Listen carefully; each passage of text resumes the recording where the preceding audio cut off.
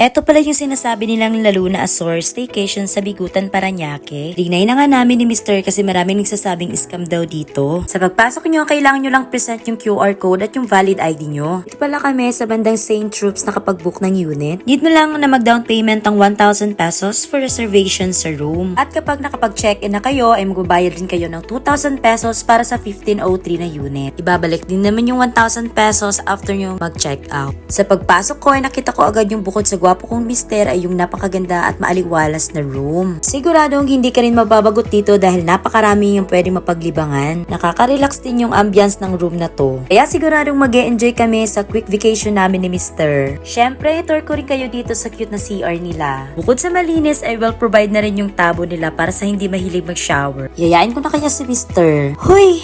Anyway, they provide also sleeper and meron din palang naka-stock dito ng mga drinks sa ref nila. Of course, hindi yan libre. Kumpleto nga rin po pala sila ng gamit kaya hindi na kayo mahirapang lumabas para bilhin ang kailangan nyo. Eto nga rin po pala yung kanilang bedroom. This is good for 2 person. Well prepared na rin yung towel at may free toothbrush, toothpaste at sabon. This is so nice. And the most I like here is yung balcony nila. Tadan! Nasa 15th floor pala kami. Kita mo dito yung mga buildings. Lalong-lalo na yung sinasabi nilang Human Handmade Resort Beach. Sayang nga lang at hindi kami nakapagdala ng aming swimwear attire. Kaya naman sa mga undecided pa dyan, dito na kayo mag-book sa Luna Azur St. Troops Building, 1503 na unit for 2,000 pesos. Your perfect place to rest and recharge.